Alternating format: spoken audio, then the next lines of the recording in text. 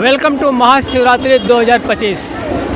नृत्य, संगीत, साधना और उत्सव की एक रात है। इस रात को आज की रात यानी कि महादेव और पार्वती की रात है। आज की रात में आप जो है यहाँ ध्यान कीजिए, योग कीजिए, आसन कीजिए, प्रणाम कीजिए, तभी जाकर आपको समर्पण मिल जाएगा। तो ये समर्पण कैसे होता है, ये इस विषय पर भी बात करेंगे हम। ये शिव जी से डायरेक्ट जुड़ा हुआ एक और बात है जो शिव जी के द्वारा ये बताया गया है कि स्वर विज्ञान। स्वर विज्ञान यानी कि स्वर योग। स्वर योग क्या है? हमारे सांस जो चलती है उसको हम स्वर योग बोलते हैं, जो हमारे शरीर में 72,000 नाड़ियों में काम करती है। तो इसी विषय को लेकर एक माता पार्वती और भोलेनाथ की बातचीत हुई है। क्योंकि जब ये सृष्टि, जब ये भोलेनाथ शून्य से एक से परिवर्तन में, बहुत सारे परिवर्तन में हुए, जितने भी यूनिवर्स बने, तभी एक नाद क्रिएट हुआ। और नाद क्रिएट होने के बाद ये बिग बैंग थ्योरी हुआ, जिस थ्योरी में ये सभी यूनिवर्स बना, जीव जंतु बने, आदमी बने, मनुष्य बने, सब कुछ बने। तो ये सारे चीज़ों पर मनुष्य के जितने भी जीवन में चल रहे हैं, विपदा है, आपदा है, उस आपदा में स्वर विज्ञान कितना काम करता है, क्योंकि ये इसको डायरेक्ट नक्षत्र से अलग कर दिया गया है। तो शिव जी से पार्वती ने पूछा था कि शिव जी आप ये पूरे यूनिवर्स को कंट्रोल कैसे करते हैं?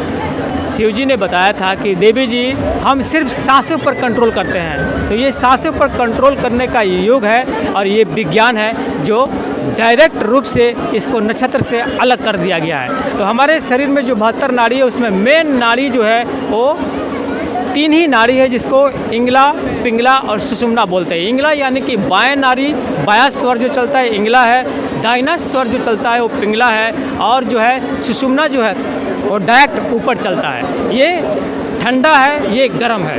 तो ये जितने भी राजा महाराजा हुआ करते थे, तो राजा महाराजा जो है अपने यहाँ जो महात्मा को रखते थे, साधु को रखते थे, वो इसी काम के लिए रखते थे कि हमारे राजा जब घर से निकलेंगे तो उनका कौन सा स्वर चल रहा है। तो बहुत सारे लोग हैं यहाँ पे, हम बात करेंगे। देखिए ये जो सब सजा हुआ है, ये ओम नमः शिवाय लिखा हुआ है। यहाँ पे जो स्थान है ये स्थान भोले बाबा का के रूप में यहाँ पे लिया गया है आज के दिन जो है। और आइए कुछ हम बात करते हैं कुछ लोगों से और स्वर विज्ञान के बारे में भी जानते हैं। स्वर विज्ञान होता क्या है, स्वर विज्ञान में कौन कौन सी कार्य किए जाते हैं, बाएं स्वर में कौन कौन से कार्य किए जाते हैं, दाहिने स्वर में, ये सभी बताया गया है। और ये जो अब देखिए यहाँ पे ये स्टॉल लगा हुआ है, ये स्टॉल, और इस स्टॉल पर हम कुछ चंदा देंगे यहाँ पे।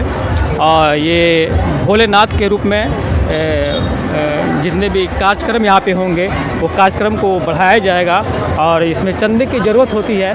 तो देखिए ये जो हम पर्स निकाल रहे हैं, इसमें से पैसा निकाल रहे हैं। तो हम जैसे भोले बाबा पार्वती जी को बताए थे कि आप जब भी कोई पैसा दीजिए किसी को या पैसा लीजिए किसी से, तो स्वर को खींच लीजिए, यानी कि सांस को खींच कर दीजिए। और सांस को खींच कर दीजिए यानी कि पूरे सांस को अंदर ले लीजिए, तभी पैसा दीजिए। क्योंकि ये इसका एक विधि है कि आपके अंदर कोई विचार नहीं रहेगा कि आप क्या दे रहे हैं और क्या ले रहे हैं। यही जीवन में होना चाहिए, ये मानव जीवन में स्वर का महत्व तो यही है। तो हम ये सांस खींच के 50 रुपया गोपाला ब्रह्म स्थान के नाम पे हम दे रहे हैं और साहब को दे रहे हैं। और एक सवाल है छोटा सा,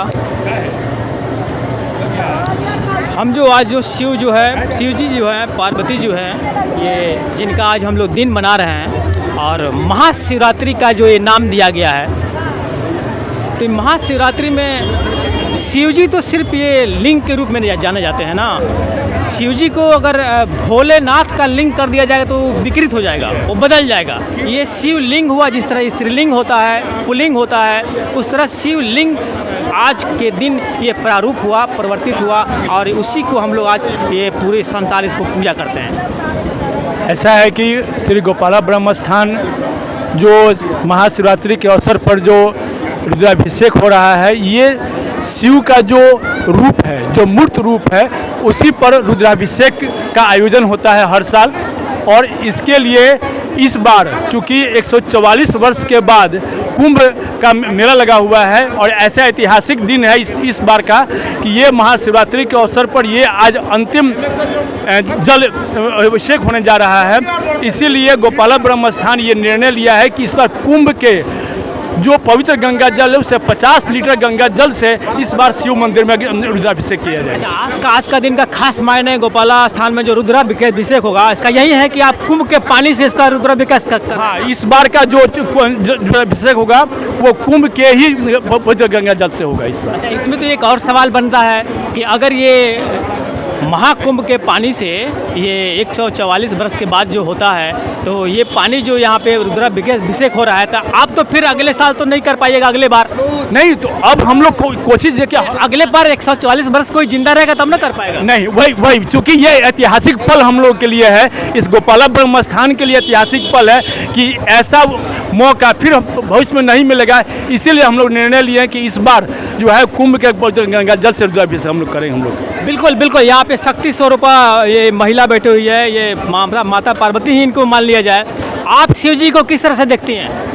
हमारे शिव जी तो निरंकार और निरंकार हैं, लेकिन हमारे शिव जी सभी किसी को दाता है। हमारे ही शिव जी के दृष्टि से हमारा सृष्टि जो की रचयिता हुई है और उनके दृष्टि से ही चल रही है हमारे शिव जी की। शिव जी देवों में देव, महादेव देव को रूप में माना जाता है। बिल्कुल देवों के देव, महादेव के रूप में आज माना जाता है। शिव जो है वो निराकार है, ओमकार है। इसके बारे में क्या ख्याल है? शिव जी के बारे में क्या ख्याल है? सबसे पहले बात आपने कहा देव जी के बारे में। देव का देव महादेव तो है ही है। हम लोग जो आज व्यवस्था किए हैं गोपाला ब्रह्म स्थान पर 10 कुंटल हम लोग ऐसे यानी कि फूल मंगाए हैं। पटना से हम लोग 10 कुंटल फूल मंगाए जो आज सजावट किया हम लोग। और गंगा जल जो है आपको कुंभ से आया हुआ है। 1 कुंटल दूध का व्यवस्था हम लोग किए हैं। 50 किलो भांग का रस का व्यवस्था किए हैं। 50 किलो गन्ना का रस का व्यवस्था किए हैं। उसी से हम लोग अभिषेक करेंगे। और सबसे बड़ी बात यहाँ देखिए, हजारों नहीं कम से कम 10-20 हज़ार से ऊपर लोग यहाँ पर दिख रहे हैं। मंदिर और जितने मंदिर है सब में काफ़ी भीड़ बढ़ गई है। ये गोपाला बाबा का भी देन है। ये हमारे जो गोपाला स्थान जो है नगर के देवता हैं और भोले साक्षात आ गए हैं। एक लड़का और एक बच्ची देखिए जाकर वहाँ पर शंकर और पार्वती स्वरूप बना हुआ है। लोग दर्शन कर रहे हैं। और आज शाम में हम लोग अभिषेक करेंगे 4 बजे। सारे लोगों से आग्रह है कि सबको ये अभिषेक में आकर अपना पुण्य का भागी बने। ये जो अभिषेक जो चल रहा है, ये अभिषेक क्या मौका फिर मिल पाएगा? चूँकि महाकुंभ से जो पानी आया है 144 वर्ष के बाद फिर आने वाला है, तो क्या हम लोग वहाँ जीवित रह पाएंगे? सबसे पहले तो हम जो यह व्यवस्था हुआ है इसके लिए हम वर्मा भैया के सहित पूरे कमेटी के लोगों को धन्यवाद देते हैं। कितना बेहतर व्यवस्था हुआ है कि माताओं बहनों आज बढ़ चढ़ के इस शिवरात्रि के अवसर पर पूजा कर रही हैं लोग। सबसे व्यवस्था यहाँ पर देखिए, वर्मा भैया स्वयं अपने खड़ा होकर वहाँ पर महिलाओं को कतारबद्ध करने में लगे हुए थे। इसलिए हम अपने तरफ से पूरे कमेटी को हार्दिक धन्यवाद और बधाई देते हैं। इसको शिव शक्ति ही कहा जा सकता है। शिव शक्ति किया है, शिव शक्ति किया है। ये शिव शक्ति ही है जो शिव शक्ति के रूप में ये माना जा रहा है, ये जाना जा रहा है। और देखिए ये यहाँ पे लेप जो लगा रहा है ये भी शिव शक्ति के रूप में होता है। चूँकि इनके अंदर जो भावना जग रही है कि हम ये चंदन लगवा रहे हैं तो मेरा जीवन जो है दैनिक जीवन वो अच्छा से चलेगा। और जो लेप लगा रहे हैं वो भी इस विचार से लेप लगा रहा है कि जिसका हम लेप लगा रहे हैं उसका जीवन जो है वो बढ़िया से चल पाए। क्या बाबा जी यही ना सत्य है? जी क्या विचार करके आप लेप लगा रहे हैं? सब उन्नति में रहे, खुश रहे सब कोई। देखिए इनका कहना है सब कोई उन्नति में रहे, खुश रहे। अब शिव जी कुछ माता जी लोग हैं। माता जी आप जो पूजा की हैं, फास्टिंग की है, जो शिव जी की फास्टिंग की है, ये शिव शक्ति जो है शिव शक्ति आप क्यों पूजा करती हैं? अपने पुत्र के लिए, पति के लिए, लंबे उम्र के लिए वरदान मांगती हूँ।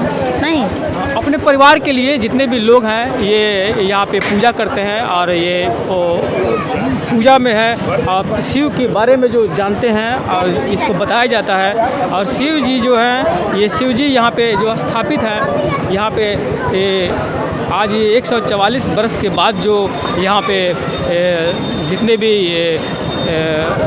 महाकुंभ से जो पानी मंगाया गया है 144 वर्ष के बाद, ये जो मौका है ये आज जो कर रहे हैं उनको फिर 144 वर्ष बाद का मौका नहीं मिल पाएगा, ये तो निश्चित है। क्योंकि वो इस धरती पे, इस धरा पे जीवित नहीं रहेंगे। और शिव शक्ति को आज की रात उसको जगाने की ज़रूरत है। आज की रात ध्यान, प्राणायाम, आसन और समर्पण का आज की रात है। आज की रात आप शिव में लीन हो जाइए, शिव में विलीन हो जाइए। बिना शिव में लीन विलीन हुए शिव शक्ति आपको नहीं मिल सकती है। विज्ञान की तरह पूजा पाठ कैसे करने हैं, आइए आपको बताते हैं, उस विधि को बताते हैं जो शास्त्र में लिखा हुआ है। क्योंकि दाहिना नोस्टर और बायां नोस्टर, इसको चेक करना है पहले आपको कि कौन सा आपका चल रहा है। तो अभी फ़िलहाल मेरा दाहिना नोस्टर चल रहा है, तो मैं दाहिना पैर जो है अंदर लेके जाऊंगा और जो भगवान से विश करना है, मैनिफेस्ट करना है, उस भगवान को मैं उस साइड रखूंगा। तो आइए चलते हैं और भगवान का पूजा विधि जो है हम जानते हैं। अब यहाँ से हम अपना नोस्टल जो है यहाँ पे चेक करेंगे। हम नोस्टल चेक करें, मेरा दाहिना नोस्टल चल रहा है, तो मैं दाहिना पैर रखा हूँ। तो मैं ये जो गर्भगृह है, ये ऊपर जो गुंबज लगा रहता है, समझते चलते हैं कि जो गुंबज है, गुंबज लगा रहता है, उस गुंबज में बहुत सारी शक्तियाँ होती है जो उसके अंदर से नीचे चले जाती है, ये मंदिर के भीतर। तो आप जो उसके सिंक में चले आए, ये सौर विज्ञान की तरह, जैसे दाहिना पैर बढ़ाए तो आप उसके सिंक में चले आए, उसके फेवर में चले आए। आप पूजा पाठ के विधि की तरफ चलते हैं और भगवान के पास चलते हैं। वहाँ पर कैसे चलना है, कैसे पूजा करना है, कैसे विश करना है, इसको भी देखना है। जैसे मेरा दायां नोस्टल चल रहा था, तो मैं भगवान के सीधे सामने नहीं जाऊंगा, मैं भगवान मेरे दाहिने साइड में रहेंगे और हम जो विश करेंगे, ये हुआ स्वर विज्ञान की तरह सही विधि। जो स्वर विज्ञान ये सिखलाता है कि आपका जो नाड़ी है, 72,000 नाड़ी में जो प्रमुख नाड़ी, जो 3 नाड़ी है, ईड़ा है, पिंगला है, सुषुम्ना है, तो आपका कौन सा नोस्टल चल रहा है। दाहिना नोस्टल चल रहा है तो सूर्य नाड़ी हो गया, बायां नोस्टल चल रहा है तो चंद्र नाड़ी हो गया। यानी कि जो नोस्टल चल रहा है, उसी नोस्टल के तरफ हम भगवान को रखेंगे, अपना विश करेंगे और जो हमारी विश है तो ये सफल होती है। क्योंकि यहाँ पे जो गुंबज जो लगा हुआ है, ये गुंबज बहुत सारे शक्तियों को अंदर खींच रही है। इसी के वजह से इसको गर्भगृह बोला जाता है। एक गर्भगृह का मतलब भी यही होता है। आइए हम पंडित जी से कुछ बात करते हैं। और कहने के मतलब है कि गर्भगृह जो है इसी उद्देश्य से बनाया जाता है। जो ओम शब्द का अगर उच्चारण वहाँ करें तो यह सीधे जाकर के वहाँ मार करता है ना। स्वर जैसे अभी आप जैसे हम कोई विश किए, हाँ, ओम जो करेंगे तो यहाँ विचलित हो जाएगा, यहाँ उधर चला जाएगा, वहाँ चला जाएगा, वहाँ चला जाएगा। और वहाँ जाके गर्भगृह में ओम शब्द का उच्चारण कीजिए तो वह सीधे जो है इधर उधर ना जा करके वह आपका जो विश है, मैनिफेस्टो है, जो आप मांग रहे हैं, वो सीधे ऊपर आपके पास जाएगा। आपकी ध्वनि जाएगी उनको ध्यान पर जाएगा। कैसे कि यहाँ जो है स्वर का उच्चारण करेंगे तो यह चारों तरफ जो है बिखर जाएगा, मगर वहाँ जो गर्भगृह में जो है आप स्वर का उच्चारण करेंगे तो यह सारी जो है वह शक्तियाँ जो है उनको प्राप्त हो जाती है।